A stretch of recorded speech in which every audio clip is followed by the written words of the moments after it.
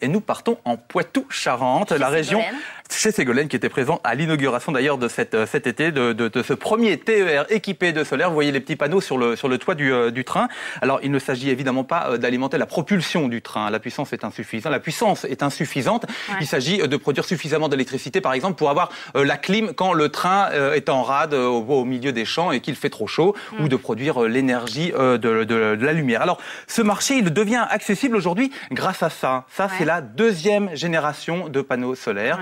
C'est de la couche mince. Ça a l'avantage d'être souple et surtout d'être léger, 1 kg au mètre carré, donc on peut l'embarquer sur des véhicules. Et puis aussi et surtout peut-être, c'est que c'est sensible à la lumière diffuse, c'est-à-dire qu'on n'a pas besoin d'être orienté plein sud ou plein soleil pour que ça fonctionne. Il suffit que les rayons du soleil, la lumière, soient rasants pour que ça fonctionne quand même. Et donc on peut embarquer cette technologie. Tu peux regarder ?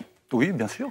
D'accord. Et donc ça va sur des trucs qui bougent. Et qu'est-ce qu'il y a comme trucs qui bougent ? Il y a aussi des sacs à dos. Donc moi-même, je peux essayer d'attirer les rayons du soleil. Absolument, ça c'est en train de venir. Vous voyez ici un sac équipé d'une de ces plaques souples.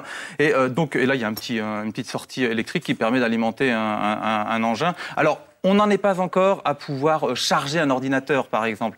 Au mieux, pour l'instant, vous pouvez espérer augmenter l'autonomie de votre portable, mais c'est déjà pas mal. Alors là, vous avez un autre tout petit rectangle, je crois. Vous m'avez expliqué tout à l'heure que ça, c'était vraiment l'avenir et que ça pouvait notamment servir à refaire mon papier peint du salon, c'est ça ? Parce que ça, c'est la deuxième génération, mais la troisième génération est déjà en route. C'est du photovoltaïque organique, entièrement de synthèse. C'est tout fin. Alors, vous voyez, il y a un petit côté violet là qui est transparent, en fait, qui laisse passer les rayons du soleil. De l'autre côté, on a l'électrode métallique qui récupère l'électricité.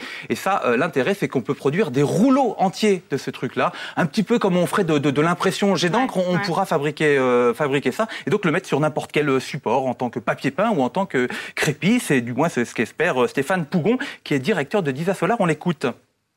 L'organique a cette caractéristique qu'il a un spectre d'absorption un peu différent du silicium et qui fonctionne bien également à la lumière artificielle. Donc on va pouvoir en faire des murs à l'intérieur des bureaux. Donc récupérer non seulement l'énergie solaire, mais aussi transformer une partie de l'énergie faite par des moyens conventionnels, charbon ou énergie nucléaire ou énergie hydraulique, et à partir de ça, retransformer ça à nouveau en électricité.